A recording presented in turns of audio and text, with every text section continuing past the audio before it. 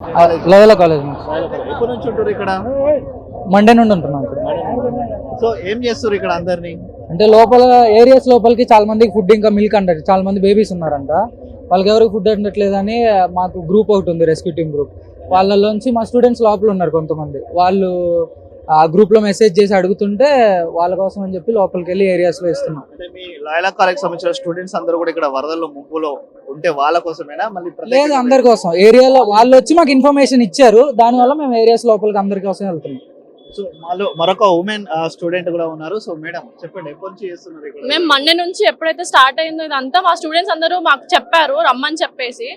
వాళ్ళు ఒక్కళ్ళే కాదు, ఇంకా చాలా ప్రెగ్నెంట్ ఉమెన్స్, చిన్న చిన్న మంత్స్ బేబీస్ ఉన్నారు, వాళ్ళందరూ కూడా మేము హెల్ప్ చేసాము. మిల్క్ ప్యాకెట్స్ కానీ, food, candles, milk, water bottles అన్ని తీసుకెళ్లి ఇచ్చాము. ఇక్కడ వరకు అందరూ వెళ్తున్నారు, లోపలికి మాత్రం ఎవరు వెళ్ళట్లేదు. మేము చాలా వరకు 7-8 కిలోమీటర్స్ లోపలికి వెళ్ళి మేము అందరికి ఇచ్చేసి వచ్చాము. ఈ రోజు కూడా అదే ప్రోగ్రామ్ లో ఉన్నాము. ప్రకాష్ లోపటి వరకు కూడా సహాయక బృందాలు ఏం వెళ్ళట్లేదు.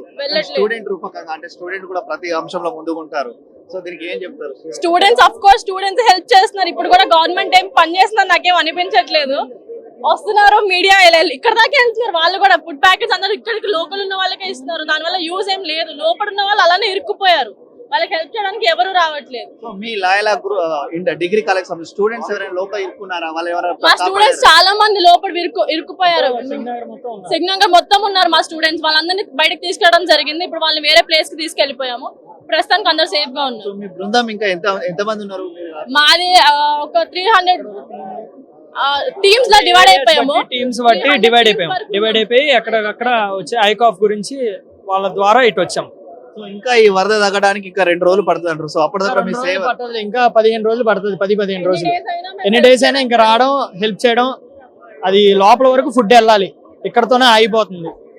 సో అంటే మీరు ఇక్కడనే చదువుకుంటారు కదా, సో ఇంతకు ముందు ఇట్లాంటి వరద ఎప్పుడైనా చూసారు? ఎప్పుడు చూడలేదు. ఇప్పుడు దాకా ఎప్పుడు చూడలేదు, ఫస్ట్ టైం చూడడం. ఈ సింగనగర్ ఇలా అయిపోయింది అనగానే అసలు షాక్. ఇంకా సో స్టూడెంట్ గా మీరు ఏం చెప్తారు? స్టూడెంట్ గా ఎవరితో వచ్చిన వాళ్ళంతా వాళ్ళు సాయం చేస్తే మనం త్వరగా బయటపడచ్చు ఈ ఫ్లడ్స్ నుంచి అని చెప్తారు.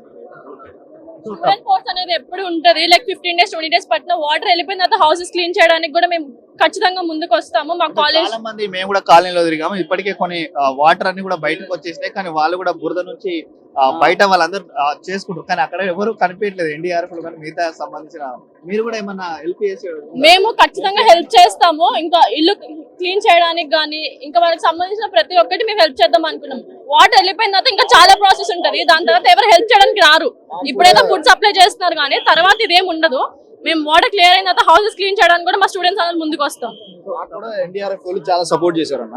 ఫుడ్ ప్యాకెట్స్ తీసుకెళ్ళడానికి కానీ, వాటర్ ప్యాకెట్స్ తీసుకెళ్ళడానికి కానీ వీళ్ళు మాకు చాలా హెల్ప్ చేశారు.